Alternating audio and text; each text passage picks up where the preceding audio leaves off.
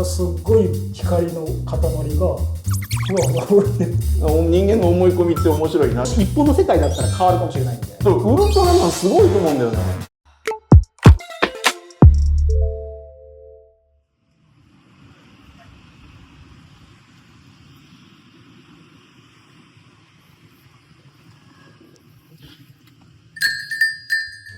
いらっしゃいませ。カフェフォーリーフへようこそ。クローバーズ代表の小山です。ここではクローバーズの社員たちが気になることを勝手気ままにおしゃべりしています。どうぞ皆さんもお好きな一杯とともにお楽しみください。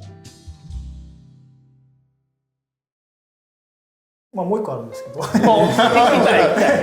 あ話してよ。いやこれは別にホラーではなくてめっちゃ短いんですけど、UFO を見たっていう。めっちゃ熱いですよ。めっちゃ熱い。はい。急になんかね、話の内容がムーみたいになってる。まあホラーではないですけど幅広いジャンルで一つ同じかなって感じなんで。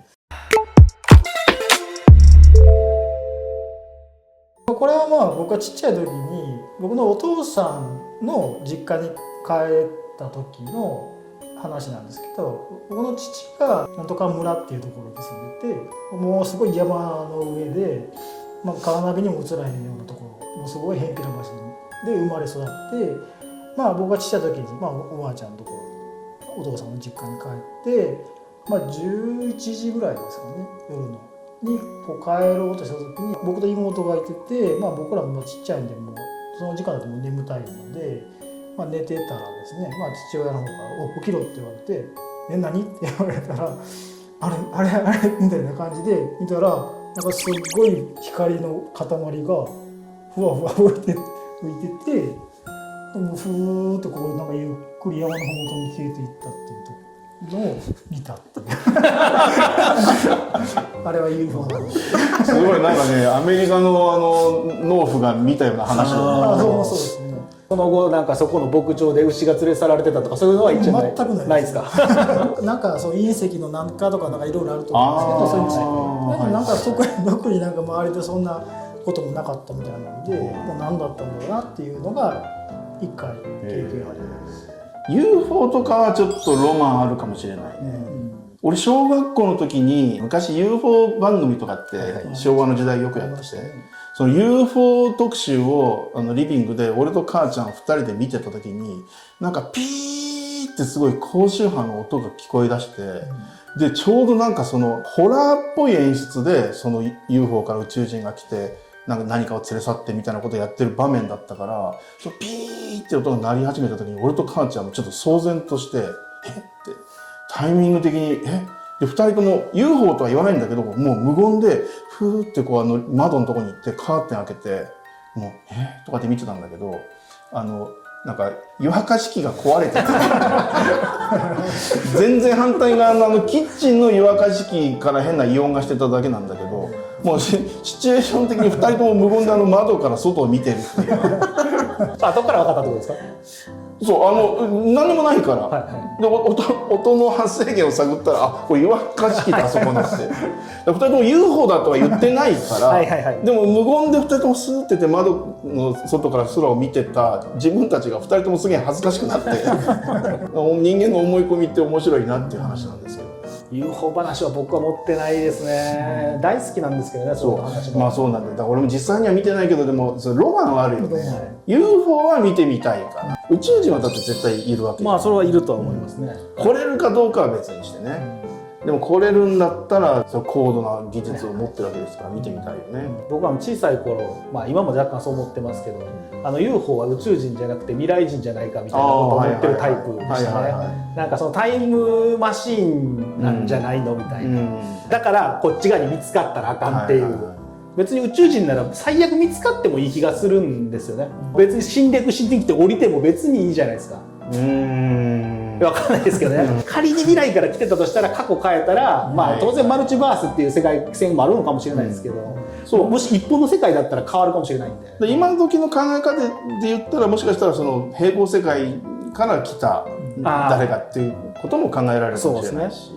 宇宙人だったとしてもどうなんだろう。じゃあ自分たちが他の星に行ける技術力を持ってたとして、不用意にイエーイとかって顔を出したりとかしたら何されるか分かんないから、やっぱちょっとね、警戒するんじゃない？でもなんかそこまで来てたら好奇心に負けないんですかね、その宇宙人も。いやもうそこまで来てたら超望遠でそれはもう見れるでしょ。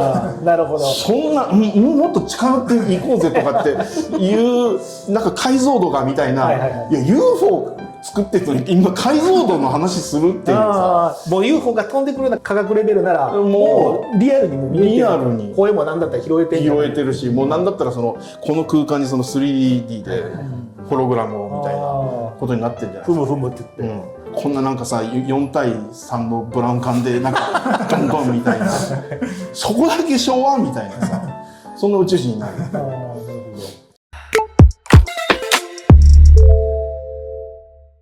宇宙人といえばさ、全然話変わるけどよく思うのがさ、ウルトラマンって俺すごいと思うんだよね。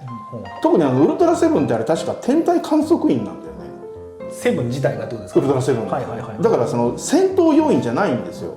たまたま地球にこう残ることになってその異星人とかの侵略とか怪獣と戦うんだけど、戦闘要員じゃない、でも俺たちから見たら少々そのがたいがいいっていう少々がたいがいい、若干その光線とかも出せるかもしれないけど、でもこれさ逆に考えたらさ、俺たちがどっか異星に行ってただそこではみんなちっちゃいのよ、こんくらい、ライオンみたいな怪獣に襲われてるのよ。そこに俺がたまたま居合わせちゃってで少々がたいのいい異星人が来て「おー!」で勝手に「ウルトラマン!」とかって言い出して「やってくれ!」みたいなことを言われた時に目の前にライオンいるわけですよ。無理じゃんそれ。でもウルトラマンすごいと思うんだよね。だってバルタン星人とかさ両手にハサミ持ってるし「ゴー!」って言われても無理じゃないだからそれで戦ってるウルトラマンってやっぱすごいなって。ウルトラマンってそもそもなんかどういう設定なんですか？それはなんかシリーズごとに違って、例えば初代のウルトラマンだったらその早田隊員っていう地球人にウルトラマンが乗り移ってる。セブンはもう完全にセブンっていう本人が人間に化けてる。じゃあもうセブンはだからほんまにただの観測員としてほんまにただの観測員それとも最終回付近ではもうとんでもない高熱を出して寝込んで、で枕元にセブン上司っていう上司が立って「もう戦うな」って言うんだよね。そうなんですか？そう言ってたら、だから俺の高熱出してる枕元に三上さんが立って「神はもうやめとけ」って「はいわかりました」って。それでも行くのよ。それでもゲーム作り続ける。それでもゲーム作り続ける。さすがにセブンとかわからない。ウルトラマン見たことないです。僕ダイナですか？僕だからギリティガとか、でもティガとかももうちょっと大きくなってるぐらいの世代やったんで、その子供の時代に見れたウルトラマンってあれですね、グレート、オーストラリアのオリジナルビデオのグレートとかがって感じなんで。ていうか花澤君ダメだウルトラマン見なきゃダメだって。それクリエイターとして大事なものが抜け落ちてるよ。ウルトラマンで。ウルトラマンで見た方がいいよ。ちょっと見ます。せっかくだからもう初代から見たら。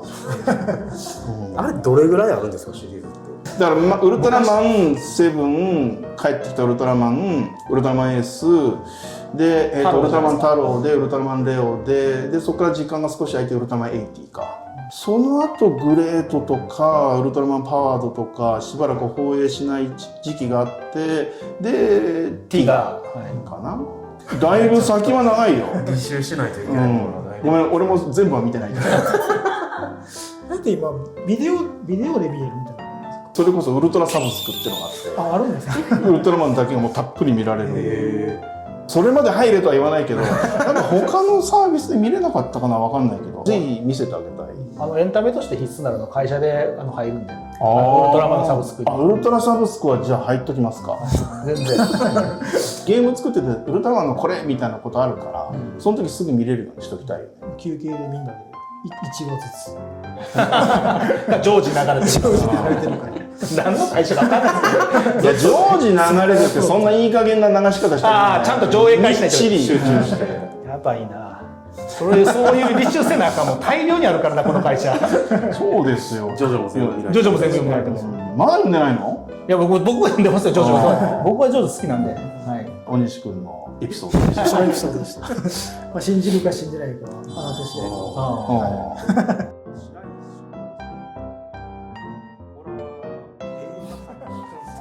鼻出た。ちょっとまたホラー？あ、でも別に怖い話で。